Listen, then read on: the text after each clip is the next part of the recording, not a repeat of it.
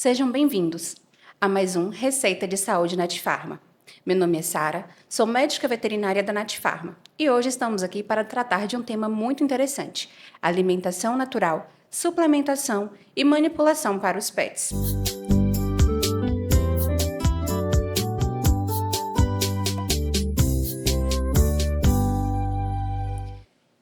Hoje a gente vai estar aqui com a doutora Suzana, médica veterinária, que vai falar um pouquinho para a gente sobre o que é alimentação natural. A gente sabe que hoje tem se tornado muito comum os tutores não quererem utilizar a ração para os pets e começarem realmente a dar alimentação natural para o pet. Só que muitas vezes não é só pegar o alimento, o arroz, as verduras e colocar no potinho, não é isso? Exatamente isso, Sara. É um prazer estar aqui. Eu sou a doutora Suzana, médica veterinária, tenho mestrado em saúde pública e tenho especialização em nutrição e gestão. Então, quando a gente fala em alimentação natural, a gente tem o hábito de confundir, né, o termo alimentação natural com aquilo que a gente usa. Eu costumo falar para os meus pacientes, né, para os meus tutores e clientes que chegam à clínica, que a alimentação natural é um avanço. Voltar às origens. Quando a gente pensa nos cães que os nossos avós criaram, esses cães eram criados com o resto da comida que sobrava, né? O resto da produção. Então, assim, se você tinha no quintal, a gente vem desse lugar na fazenda, no sítio, na roça, né? Então, esses animais comiam o que sobrava dos porcos, aquilo que sobrava da cozinha. Então, quando a gente pensa que é voltar à origem, ao natural, aquilo que os cães comiam, que cães? Os cães primitivos, né? Os lobos, né? Então, quando a gente fala em alimentação natural, não é esse natural que é bom para a gente, é o que é bom para o cão, o que é bom para o gato. Então, eu costumo dizer que é alimentação bioapropriada. Pronto. Antes da gente iniciar, Suzana, você estava explicando para a gente essa questão da diferença da alimentação natural, né, para a alimentação bioapropriada. Explica um pouquinho para a gente essa diferença, o que seria essa alimentação bioapropriada, como ela se encaixa na rotina hoje em dia. Quando a gente pensa em alimentação natural, né, quando a gente tem o hábito de... A medicina humana e a medicina veterinária, elas caminham juntas, lado a lado. Então, quando a gente pensa em alimentação natural para humanos, a gente fala aqui de uma alimentação saudável, aquilo que você pega na horta, né, ser menos agrotóxico, né, uma alimentação mais saudável nesse sentido, né, natural, aquilo que você faz. Quando a gente pensa em alimentação natural para o cão, não é dar o alface que eu vou colher na horta, não é comer uma comida com menos agrotóxicos. A gente está falando de uma dieta, de uma alimentação que vai respeitar a fisiologia desse paciente, desse animal. Vai considerar seu porte físico, sua raça, sua idade, suas comorbidades. Então, por isso que a gente fala em alimentação bioapropriada. Por que bio? Porque a biologia dele, né? Então, quando a gente fala assim, o humano pode ser vegetariano? Pode, com todas as ressalvas, com todas as suplementações necessárias. Mas eu não posso fazer com que um cão seja vegetariano. E muitas pessoas pensam que pode, né? Que isso seria simples, é só mudar a rotina e a alimentação desse pet e ele vai poder comer ali uma alimentação vegetariana do mesmo jeito que o seu tutor quer seguir. Não existe, né? Então, se você ama o seu corpo, respeita o seu corpo e você quer tirar proteína de origem animal da sua dieta, você vai precisar ir no nutrólogo, vai precisar fazer suplementação. Isso não acontece na medicina veterinária, não existe um cão vegetariano. É como se eu dissesse assim para ele que eu vou tirar aquilo que é muito importante, essencial, indispensável. O cão, a gente fala que é onívoro por evolução, né? Porque a natureza dele é carnívora, né? Se a gente pensar de um lobo, ele caça para comer, ele ainda acaba comendo alguma fruta, algum vegetal que ele encontra no caminho, mas ele tem canino, que é feito para rasgar, né? Então, o gato não, o gato ainda é um degrau a mais. O gato, mesmo com a evolução, ele ainda continua sendo carnívoro, então ele precisa de proteína de origem animal. Ah, não, eu vou estar vegetal. Quantos quilos de, vamos supor, de couve você teria que dar para ele alcançar aquela quantidade de proteína que ele precisa, e mesmo assim não é o que é bioapropriado para ele. Então, não existe, tá, gente? cão e gato vegetariano. Isso é loucura. A gente vê muito também o pessoal falar em relação a eu não vou utilizar essa questão porque alimentação natural, a bioapropriada, porque eu não vou ter que cozinhar todos os dias para o meu pet, ou então é muito complicado, é muito complexo isso. Se eu disser a você que não é complexo, eu estarei mentindo, mas eu vou dizer que é possível de fazer e que é fácil de fazer. Então, quando a gente pensa, ontem mesmo eu atendi um tutor e ele disse assim para mim: meu cachorro tem alergia. Eu falei: alergia ao quê?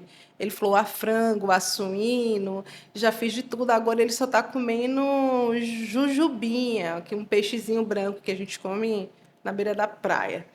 Aí eu falei: mas além disso, ele come o quê? Ele falou: ração. Eu falei: em algum momento você tirou a ração para ver como ele se comporta, se para lambedura, otite? Ele falou: não. Eu falei: passou pela sua cabeça que ao invés de todas essas proteínas que está dizendo que ele é alérgico, ele seja alérgico à ração? Ele: é, né? Foi a única coisa que eu não tirei. Tirei. Eu falei: pronto. Então, te respondendo, porque ele me perguntou: e agora eu faço como? Eu falei: tira um dia da sua semana, cozinha para o seu pet. Te respondendo, né? Então, a comida pode ficar armazenada no freezer por até 3 meses, se bem acondicionada, né? Então, você pode deixar por 3 meses. Na geladeira comum, no espaço comum, a gente pode deixar de 5 a 7 dias. Se você deixa no freezer, o degelo tem que ser dentro da geladeira. O mesmo que a gente faz para carnes, né? Quando a gente quer degelar, é errado a gente pegar e botar na Do lado de temperatura, fora, né, temperatura ambiente. ambiente. Então, com isso, a gente facilita a proliferação de algumas bactérias, algumas coisas que são nocivas à saúde. Então, o jeito certo de fazer degelo é dentro da geladeira. Então, ele pode cozinhar uma vez a cada 3 meses, uma vez a cada 7 dias, 2, 3 dias na semana. Eu tenho pacientes que os tutores cozinham todos os dias. E eu já tenho pacientes que os tutores cozinham a cada 15 dias. Então, isso é muito relativo. E é possível você adequar a sua rotina, a sua disponibilidade, né? A sua disposição em cozinhar. Ô, doutora, você falou em relação a esse paciente que ele tinha alergia e ele estava achando, né, que poderia ser as proteínas. Para esses pets que têm doenças específicas, alteração cardíaca, alteração renal, alteração hepática, a gente consegue prescrever uma dieta específica para cada causa? Isso também auxilia no tratamento dessas doenças? Tá, e é o grande segredo, é a chave mestra da alimentação bioapropriada. É poder tratar e olhar para cada paciente de forma individualizada. Suponhamos que tem o pacientezinho lá, Nath, vamos dar o nome dele de Nath. E aí ele tem uma doença hepática, ele tem uma doença renal, porque ele já é um idoso, e ele tem uma doença cardíaca. Se eu fosse dar ração para ele, como é que eu ia pegar? Porque a gente tem no mercado, né? Alimentos, né? Rações secos, Isso. né? Prontos para paciente hepático, paciente renal, paciente cardíaco. Com alimentação natural, eu consigo, em um só alimento, tentar manipular essa alimentação para que possa atender às exigências desse paciente, considerando quem ele é de forma específica. Porque não existe uma ração para tratar tudo.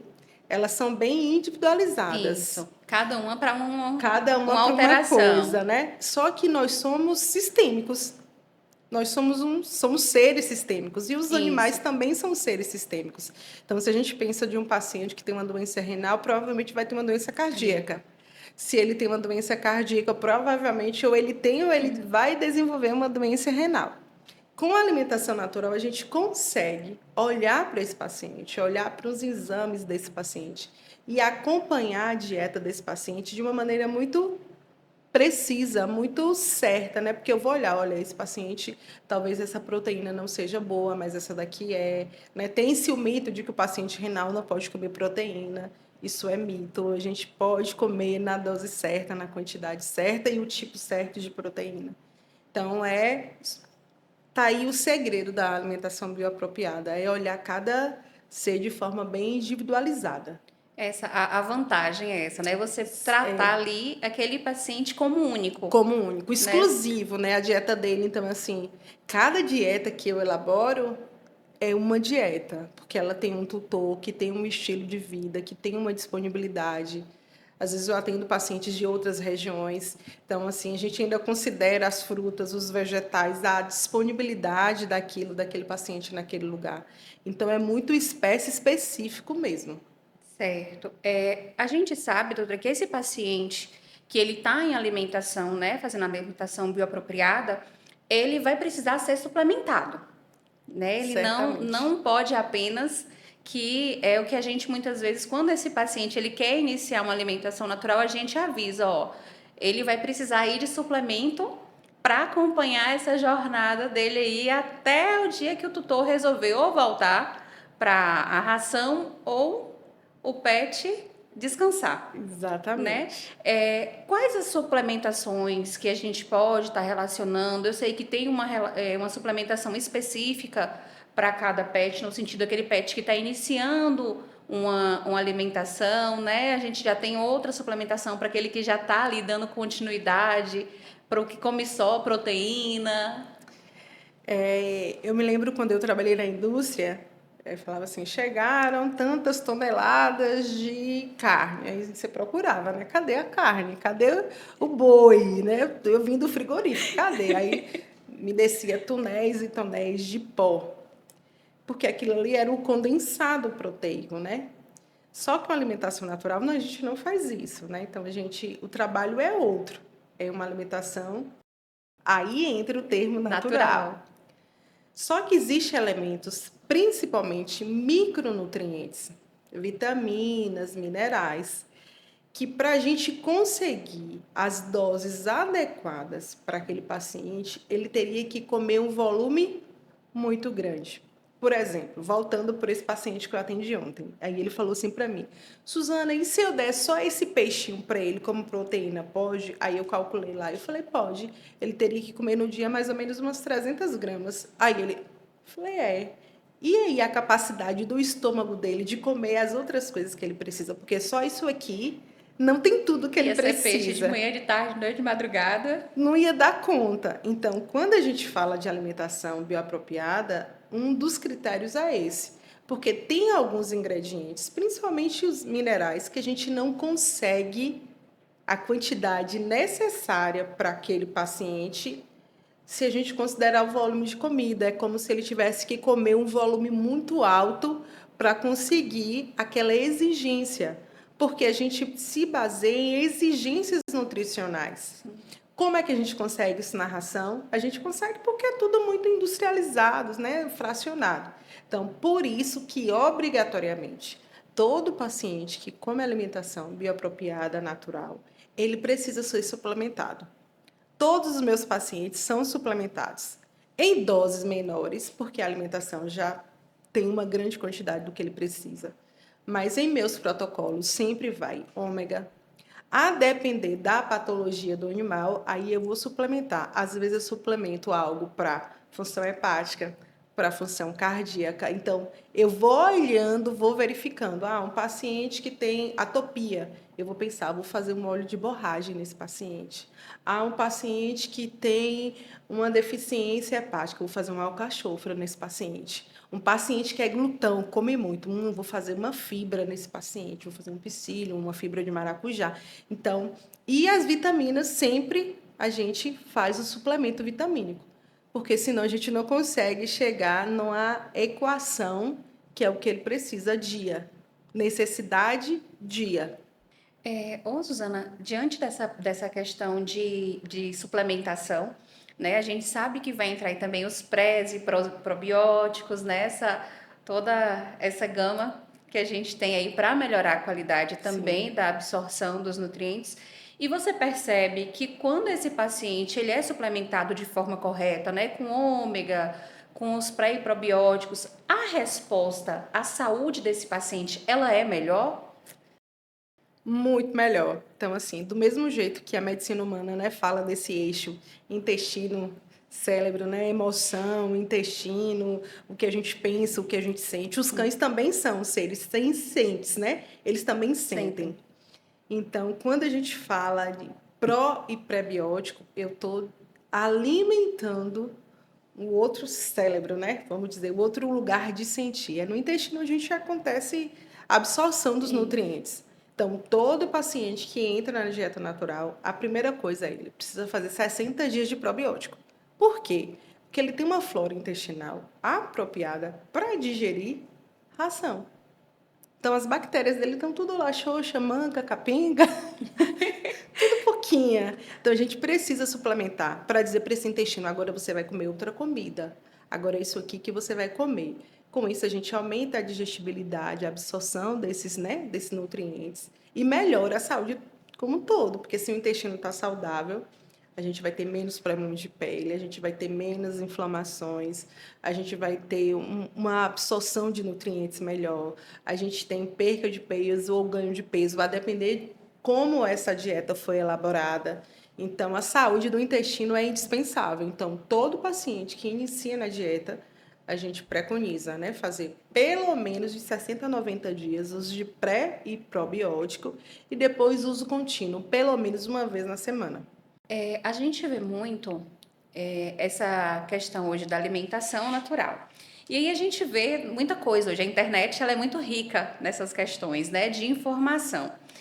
E eu já vi alguns tutores dando para os seus pets a alimentação natural crua, né? Porque a gente sabe que tem aquela parte que o tutor vai cozinhar, Sim. vai fazer ali bonitinha a alimentação com os vegetais e tudo. E eu já vi também aquela parte do o ovo cru, a carne realmente crua, o pé de galinha. Explica um pouco pra gente como funciona essa questão e as vantagens, né? Eu acredito que isso seja mais realmente para esse pet que é ali o carnívoro mesmo, né? Aquela alimentação primitiva realmente. Exatamente. Se a gente pensar nos lobos, de onde surgiram lá os cães que vivem hoje conosco, os cães domésticos, eles caçavam. Então, é uma alimentação adequada, desde que balanceada, desde que elaborada. Não existe disso de, não pode comer cru. Pode comer cru sim, desde que tenha sido prescrito, orientado por um nutrólogo, né, por alguém, um médico veterinário especialista naquilo. Então, o ideal, inclusive, é que se coma proteína crua. Eu sempre falo, eu tenho nojo, então bora fazer no mínimo mal passado, né? Então, a gente tem dois tipos de alimentação. A N crua e a N cozida.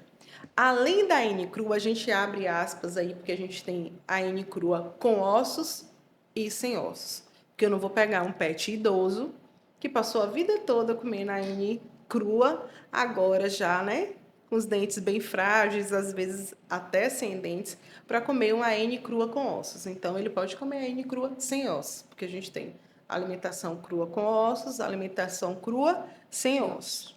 Quando eu falo de alimentação cozida, por favor, não existe osso. Porque quando eu cozinho os ossos, eles perdem cálcio. E isso faz com que o cão, ele não mastiga, ele quebra. Então, esse osso forma lascas, e isso aí pode ser um dano para a saúde. Então, não Por existe. isso que a gente às vezes chega no consultório e fala, por favor, não dê para o seu pet aquele ossinho de galinha que está comendo, ó, não joga para ele ali não, se esse alimento tiver cozido, né? Porque ele pode perfurar aí intestino, estômago Exatamente. e provocar um grande dano e até a morte do animal, Com né? certeza. Então, osso cozido, principalmente a coxinha que a gente dá, é como se você estivesse dando uma navalha para o seu cão. Porque o cão rasga, né? Lasca, ele não mastiga. Então, se você observar um cão comendo, a língua dele ele apanha, né, para beber, e quando você vê que é uma coisa que o tutor percebe, ele vomitou a ração inteira. Porque ele não mastiga a ração. O processo de digestão começa na boca com a apreensão e continua lá no estômago com a ação dos sucos gástricos, enzimáticos. Então, se eu der um osso cozido, ele não vai mastigar, ele mastiga. Mentira, como mastiga. Ele dá aquela quebradinha Ele dá ali, aquela acabou. quebrada, aquilo vira lascas, e isso pode perfurar esôfago, estômago, intestino. Aí eu dei a vida toda. Então, a vida toda você teve sorte, joinha para você, mas a qualquer momento o pior pode acontecer. Doutora Suzana, nessa jornada, né, de alimentação natural, existe também aquele tutor que comete excesso tanto de suplementação e quais são esses riscos? O que isso pode prejudicar também na saúde do pet, né? Porque também a suplementação em excesso e a alimentação em excesso também pode provocar problemas de saúde para eles. Vamos lá pensar naquilo que a gente mais vê dentro da clínica, que é aumento de peso. A obesidade é uma doença, né, um processo inflamatório generalizado, onde as células, né, os adiposos estão inflamados, inchados. Isso é gatilho para diversas outras patologias, câncer, doença renal, doença endócrina. Então, a principal coisa é que a gente vê todos os dias, um pet obeso. Por quê? Porque ele está comendo mais do que precisa. É uma conta básica. A mesma coisa com o humano. Por que a gente ganha peso? Por que os pets ganham peso? Porque tem aquilo que a gente precisa para manter o nosso metabolismo dia basal, a mesma coisa, os cães também precisam, e tem aquilo que a gente acaba comendo em excesso. O excesso vai para onde? A gente armazena, vira gordura. A energia, né? Você está consumindo mais energia do que aquilo que você gasta, do que aquilo que você precisa. Os cães também são assim. Então, pensando em, por exemplo, em excesso. Recentemente a gente teve um paciente que tinha uma diarreia que não cessava. Gente, de onde vem essa diarreia? De onde vem essa diarreia? Ah, não, eu estou fazendo a dieta certa, eu estou fazendo a dieta certa. Falei, me manda uma foto. Faz assim, faz a comida. Ah, eu faço todos os dias, fresca, linda, maravilhosa, é perfeita, linda, doutora. Falei, tá bom. Então, hoje, quando você fizer esse prato lindo, maravilhoso, você vai mandar uma foto para mim. Quando ela me mandou, só tinha fígado. Não tinha outra proteína. Eu falei, cadê a proteína? Ah, o fígado é carne. Eu falei, epa, fígado é víscera. Fígado não é carne. Então, fígado pode? Pode. Mas o excesso de fígado dá uma coisa que a gente chama de diarreia osmótica. Por quê? Porque tem muito mineral. Então, bagunça a flora intestinal é uma víscera extremamente gordurosa. Então, para ela estava tudo certo, mas estava causando uma hipervitaminose, estava causando uma diarreia osmótica nesse paciente. Então, por isso que é preciso, antes de iniciar a alimentação natural, fazer uma consulta, uma avaliação, para que você possa dar o volume adequado, as doses e as quantidades adequadas de suplemento, de alimentação. Não é só preparar alimento e colocar, né? Não é Não, só pegar ali o arrozinho, a batatinha. não. Você falou do fígado e é muito interessante, porque a gente pensa sempre, o paciente está com anemia, vou dar fígado. E aí eu já ouvi falar bem assim, ah, não pode ser o fígado cozido, tem que ser cru. Realmente, no caso da anemia, o fígado ele vai auxiliar e ele pode ser cozido, ele tem que ser cru. Se eu pensar em uma anemia de um paciente que é uma anemia nutricional por falta de ferro, esse animal sim, porque o fígado é rico em ferro. Então, se eu pensar, poxa, esse paciente está com anemia, a anemia dele é por falta de ferro, por um estado nutricional, eu vou dar fígado sim. Vou dar cru, é melhor, porque quando a temperatura, a gente pode inativar alguns componentes. Então, por isso que é sempre melhor dar cru, porque além da absorção ser mais fácil, mais rápida, melhor, a gente tem maior quantidade daqueles ingredientes íntegros ali, intactos naquela comida.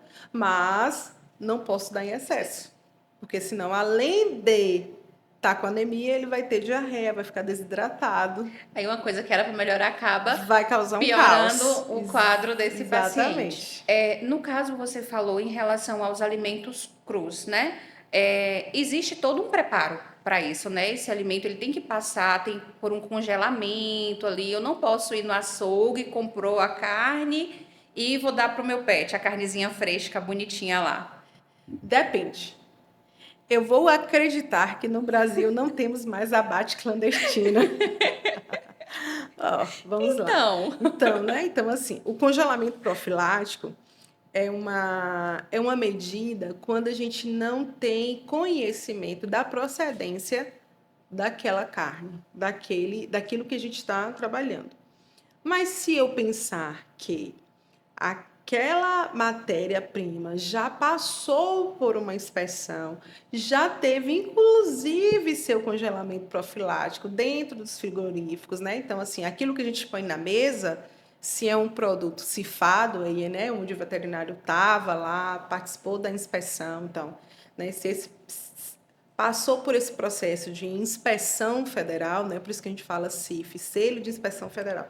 Se esse alimento passou por um processo de inspeção federal, a gente confia na qualidade disso. Então, eu não preciso fazer um congelamento profilático.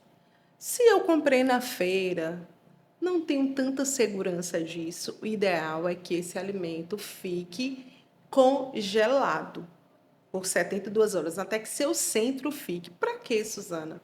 Para que micro-organismos que são patológicos, eles possam ser destruídos com esse refrigeramento, né? Com essa refrigeração.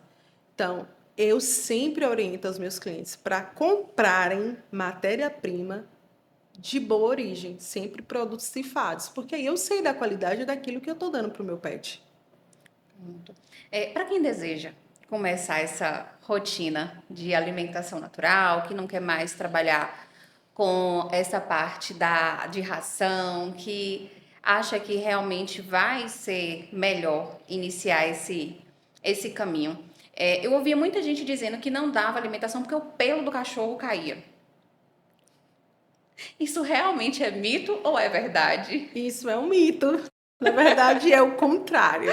Se a gente, pelo de cachorro cai naturalmente, né? Porque do mesmo jeito que o cabelo, o pelo ele tem uma vida útil, né? Então, assim, tem um tempo de tudo na vida nasce, cresce, envelhece e morre. Pelo de cachorro é a mesma coisa, assim como o cabelo da gente.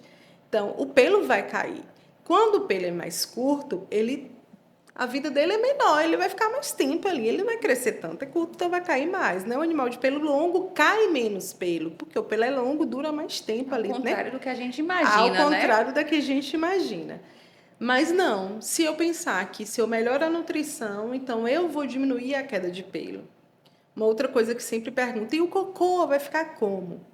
Vai reduzir volume, vai reduzir odor. Por quê? Porque o cocô é aquilo, é o que sobra daquilo que a gente não conseguiu absorver, né? Então, como a ração é biologicamente apropriada para ele, entende-se que ele vai absorver muito e que vai ter pouco resíduo daquilo. Então, geralmente as fezes são sólidas, pequenas, em menor volume, sem odor. Eu tenho pacientes, por exemplo, bulldog, né, que são assim, tem umas flatulências terríveis. Então, o paciente, quando começa a comer alimentação natural, reduz flatulência, então tem um sono mais tranquilo, porque também perde um pouco de peso. Se o objetivo for esse, senão a gente consegue manter peso.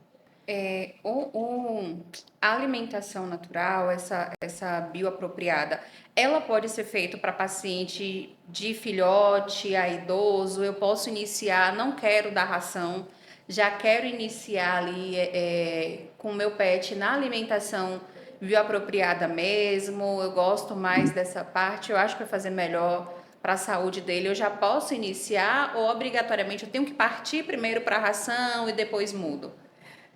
De mamana caducando. Então, de filhote a idoso, a gente pode fazer alimentação bem apropriada. Eu não posso deixar de enfatizar o quanto a amamentação é importante nos pets. Cada dia que passa, a gente tem visto que, né, principalmente se pensando em canil, em criação, quantos os pets são tirados da mãe de forma muito precoce. Então, o ideal é que esse animal fique de 45 a 60 dias lá mamando a mamãezinha, que ela tenha suporte nutricional, que ela tenha tido o período de gestação adequado para suportar aquela ninhada de acordo com o seu porte e para que ela consiga, né, ter uma boa gestação, um bom parto, uma boa amamentação e depois não ficar muito magra, caquética, que é geralmente o que acontece quando eu não penso na nutrição desse paciente, gestação e período de amamentação. Que inclusive, desculpa te interromper, Quando é uma fêmea que come apenas ração, a gente inclusive pede para mudar para alimentação de filhote, né? Para que ela tenha mais cálcio aí e consiga Exatamente, é porque levar essa gestação de forma aí correta e não tenha eclâmpsia. exatamente, porque a ração de filhote, ela tem um pouco mais, porque o filhote precisa de mais energia, né? Mais ativo, corre mais, brinca mais, está em fase de crescimento, ele precisa, a exigência nutricional dele é diferente do animal adulto, que a gente fala que está em manutenção, né? Então, o que ele precisa para só manter o peso dele é diferente daquele animal que precisa se desenvolver. Então, por isso que a gente fala, por quê? Porque a fêmea vai requerer, né, um pouco mais de energia, porque agora não está só, tem ela e uma galerinha aí com ela. Então, assim, pensando na alimentação, é de mamana caducando, mas mamando é pós-amamentação, porque a amamentação é importantíssimo e indispensável para os animais. Doutora, no caso, uma pessoa que está aí querendo iniciar, então, essa jornada, qual o conselho que você dá e que vai oferecer aí uma saúde e longevidade para esse pet dele? Os estudos revelam que os pacientes que comem alimentação natural, eles vivem de 4 a 6 anos mais do que um paciente que come ração. Isso é estudo, isso vai estar lá, base científica, base de dados. Meu conselho é não faça em casa de forma empírica, porque ao invés de você estar fazendo um favor, você pode estar fazendo um desserviço. Então, esse paciente pode ter alguma comorbidade, você pode dar algo que ele não precise, ou dar em excesso, ou dar o que falta, né? Tá dando a menos do que ele precisa. Então, meu conselho é: procure um especialista, procure um médico veterinário, uma médica veterinária, um especialista para montar a sua dieta. Porque antes do paciente, quando o paciente chega, a gente não senta e não monta uma dieta. Todo mundo aqui já foi no nutricionista e ele pede uma série de exames e depois ele fala: vou te mandar a dieta. O que é que você gosta de comer? Não é assim que a gente faz? Isso. Então, eu também faço assim. Você já deu o que para ele comer? O que é que ele gosta de comer? Como é que é a sua rotina? Eu tento conciliar a rotina da casa com a rotina do pet. Mas é indispensável entender como é que está esse paciente hoje, como é que está a saúde. Então, não existe fazer alimentação sem exames. Então, é ir a procurar um médico veterinário, um profissional especializado, fazer os exames prévios e aí sim fazer sua dieta, seguir sua dieta, igualzinho com a gente. A gente falou muito de cão, né? Até mesmo porque é o que a gente às vezes acaba vendo os vídeos muito, né? Os gatos, a gente sabe que eles são bem seletivos para comer. Até mesmo na questão de tem gato que se você trocou a vasilha de lugar ele já não come Já não mais. come. Gato é aquela pessoa chata. Não sei se vocês conhecem alguém chato. Você conhece alguém chato? Alguns. Gato é esse ser, assim, bem meticuloso, sistemático, muito afetuoso. Essa história de que gato não gosta do tutor, isso é mentira, isso é mito. Gatos são apegados, gatos são amorosos, mas eles são sistemáticos. E eles são carnívoros restritivos. Só que eles têm um paladar extremamente exigente. Então, requer uma disciplina do tutor e um sistema de adaptação. Porque a indústria sabe que o gato tem esse paladar exigente. Quando a gente vai comer uma comida que está sem sal, ela é A fam... insossa, né? Isso, a famosa comida insossa, né? Insossa, sem sabor. Então, o que a indústria faz? Coloca uma quantidade de sal a mais e palatabilizantes a mais na ração de felinos. Para quê? Para que fique mais palatável. Tem ração, inclusive, que quando o gato morde, ele tem partículas internas que libera sabor, que faz com que ele continue comendo. Porque o gato é extremamente exigente. Então, a facilidade para o cão aderir à alimentação bioapropriada é maior do que ao gato. Para a gente fazer alimentação bioapropriada para felino, requer um sistema de transição mais detalhado, mais elaborado, exige do tutor muito mais disciplina. O cão não, o cão a gente tem que ficar criando estratégia para ele não comer muito. O gato não, o gato é o inverso, é um exercício para fazer com que ele se adapte. Mas existem diversos pacientes que conseguem, né? Se vencem essa jornada. E a suplementação vai ser da mesma forma. Por exemplo, vamos pensar aqui, taurina. Gato precisa de taurina para o coração dele funcionar legal. Então, como é que eu vou fazer uma dieta e não vou pensar no suporte de taurina para esse paciente? Preciso suplementar. Hoje, na indústria, já é obrigatório que as rações tenham taurina. Então, se eu pensar em felinos, eu também preciso pensar em suplementação. Independente da espécie, a gente precisa atender às exigências básicas aí de cada um. A suplementação ela vai estar ali presente Sempre, em de todas, qualquer forma. de qualquer forma. Então, a alimentação a natural, a bioapropriada, é um mundo realmente, né? Muito mais do que a gente imagina. Não é só ir ali para a cozinha, vou colocar uma carninha agora para o meu cachorro ou para o meu gato e pronto, ele está fazendo alimentação natural. Não, não é. É um mundo, mas é um mundo prazeroso. É um mundo que hoje a medicina caminha, que é, né, qualidade de vida. Nós somos o que consumimos, o que comemos, o que botamos para dentro. Existem realmente alimentos que eles não podem de forma alguma, cebola, uva, essas coisas. Realmente existem alimentos tóxicos? Existem. Eu me lembro de uma paciente que um dia chegou assim, pelo menos uma vez na semana eu dou um certo chocolate pro meu cachorro. Falei, Eu ia perguntar mentira. disso.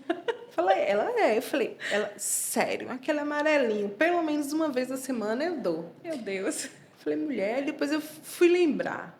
Falei, como é que esse cachorro ainda tá vivo? Porque no Brasil a gente não come chocolate, né? A gente come mais leite e açúcar do que o próprio chocolate.